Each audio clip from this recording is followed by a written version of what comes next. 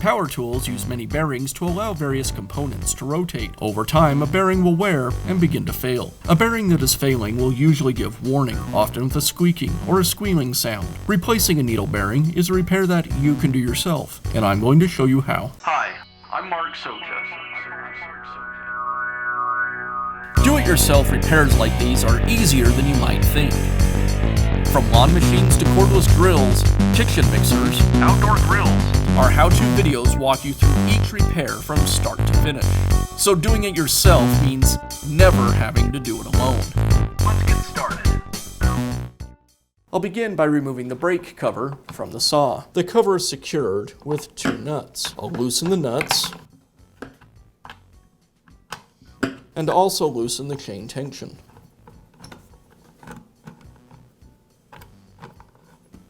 Then I'll remove the nuts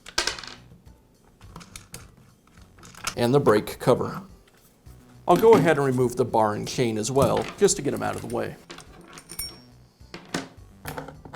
With the cover removed, now I have access to the clutch assembly. To remove the clutch, I'll use a special clutch removal tool. I place the tool over the clutch and use an impact driver to remove it. This is a reverse thread.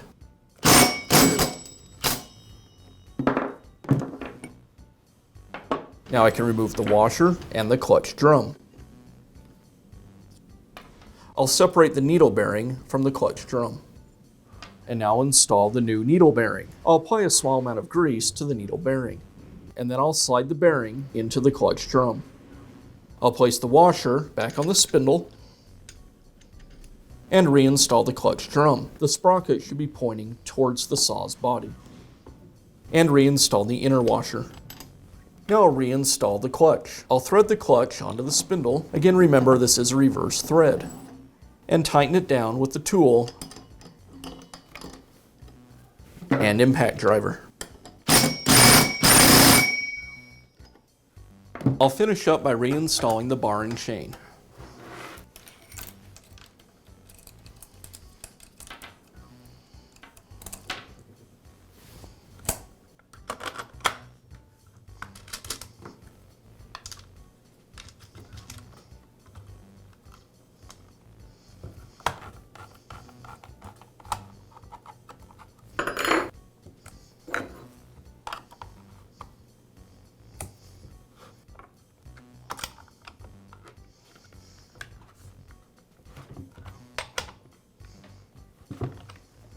Now you can replace the needle bearing on your chainsaw. Be sure to check back often for new videos and expert advice. If you found this video helpful, give us a thumbs up And leave a comment.